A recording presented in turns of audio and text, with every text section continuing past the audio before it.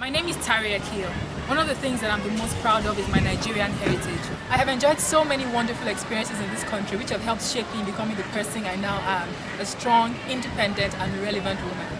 As one who has been richly blessed, it is my joy to now present to you my brand new Tariere online show in which I'll be sharing with you the wealth and beauty I enjoy every day of my life. I know this is going to be a rewarding journey for both you and I, so stay tuned and God bless. Hello, I'm here with my friends Naomi and Linda. Linda works in a pub. She works in the hardest pub in Lagos, Caliente. She's a promoter and she also runs a pub. Naomi teaches people how to speak French. I teach politics to kids, adults, everybody who has a problem with proper production. That's just it. Pronunciation. Proper pronunciation, yes. It started as, okay, I could speak well, I just picked a dictionary, and I started getting familiar with using the words properly and sounding British. Now, it's one thing to use the word properly, it's another thing to have the ability to sound. So it's about speaking proper English. Yes. It's about sounding British. Sounding British. That's what people think. No. It's not about sounding British. It's what people think. Seriously, because on a good day, why now? Don't you get what I'm saying? Yeah. As long as you can understand what I'm saying properly, and you won't look at me and say, illiterate. Yeah. That's proper English. But for them, they feel the British English is the perfect English. It's the proper English. I mean, it's their language. It's their language, yeah, but I still don't. I do use and make money, sure. Okay, so Linda, you work in a pub. Yes. And you're a beautiful woman, very sexy. Very sexy. Healthy baby. And I know that we live in a very judgmental society. You know, everyone feels that, okay, because you're a young girl working in a club, then you're available and you're promiscuous. What are some of the things you just us? Okay, one time I had some guy, good customer of the club, came to me. You work here, right? So the PR for this. I'm like, yes. And then he goes, I want some fine girls now around to come and join my friends on our table. I'm like, there's nothing I can do about it. Well, it's a club, there are girls around. Go hunt it for yourself. And then he goes, but now you work here now, so is that not part of your job? I'm like, I'm sorry, but my job does not include pimping. You wanted to organize. Organize! Have you ever gone over them? Have you ever been tempted? Oh yeah, what I have been. But I have been. Actually, good looking guy. Like I really want to get him, but then it's like, okay, go home with him now, and then he's going to be all that ideal. So it's a matter of principle for me. You know, whatever I want to do, it makes up later. The moment you go home with the first one, Oh my gosh! And then he tells his friends, Every other person that comes into that club is gonna know Come about there. it. Yeah, Everybody's gonna come to you. Yeah, thinking like What are you feeling like? Yeah, You went in with that guy. exactly. Yeah. So it's a matter of principle. Don't do that if you want to have some kind of good reputation in your job and make people respect that you actually respect your job. Do you see the possibility of a long-term, strong career in working in nightclubs in Nigeria, for example? Well, yes, there is.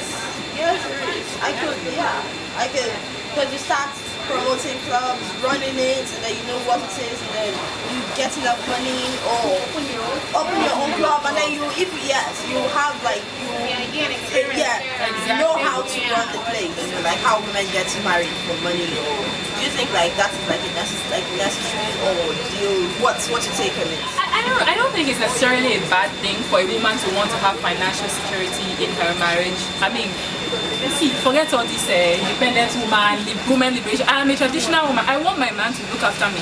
Yeah, I want to wear a nice watch and he bought it for me. I want to drive a nice car. I mean, I work hard. I should be able to buy it for myself, but it doesn't hurt. But not when it becomes like a sole purpose for. See how they go inside there because yes. Well, condition now. There's a lot of the economy is harsh. The economy is harsh. Women and people are suffering. I'm sorry. Yeah, well, I would never marry a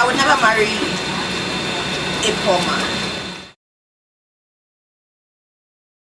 What is your definition of a poor man? The poor man is someone that cannot afford to drive a nice car. I cannot afford to drive a nice car. What's your definition of a nice car? I'm not thinking Bentleys or Lamborghinis. That's what I'm not thinking that. I'm thinking that least you can, afford to get like at least 2,400 now. That's not bad. This is 2011 now. Oh my. That's not Oh, bad. Linda, get real. We're I'm serious. Okay. No, but that's not bad. Just Seriously. it's not that 400 today would maybe cost like let's say 800,000. okay. No, that's the point of it. Brand new. Brand new, probably got like 1.25. So a man that can afford a 1.2 car in this day of instrumental payments, anybody can afford. Yeah. That's what it is. Would you marry someone who is not a guy? Would you marry a guy who doesn't have a car?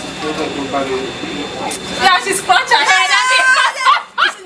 Mentally, she's going like this. No, I wouldn't. Seriously. Why? Yeah. Why would you? Seriously, let's be real. I hate the fact that I have to like jump a bus. As a single girl, jumping from one bus to the other.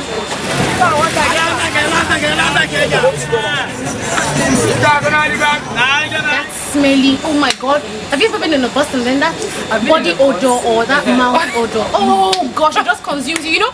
Once I experience that, consumes you. I just ping my boyfriend. I'm like, oh my god, see body odor. Wait. And then he just understands. Once I say, oh my god, Like see I put body pressure. Exactly. Pressure. Oh my Just God. really applying pressure. Seriously, I'm applying pressure. And I'm like, oh my god, see the body odor. I was like, hey, I'm sorry. But then that now brings me to another question, because on some level I feel like when a woman wants to be with a man for financial security, to me the underlying problem is that woman doesn't believe in her own ability to make that money. Yes. So there's really something wrong with that picture. Totally wrong. I was in a salon Sunday and a girl came up to me. And she was talking about her experience. Me, I go after men. I do this for money, I do that for money. Sometimes you just go, they won't sleep with you, they won't touch you, they just ask you to dance. And I just looked at this girl and I was like, if you're interested, I could just get your number. I just looked at her and I just smiled. In my mind, when I go home, I told everybody and then we were like, oh my god, does she know what you do for a living? But the dynamics are changing. We are even talking about women marrying men or dating men for money. Now these days, Men are dating women for money.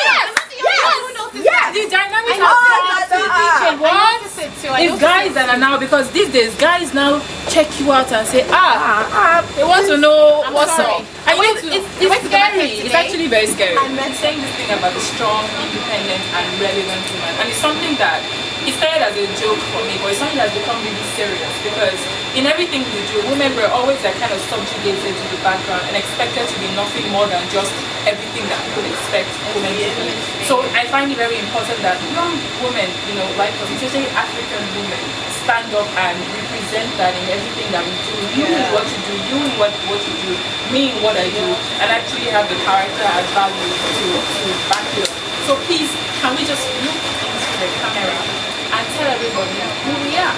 Strong, independent,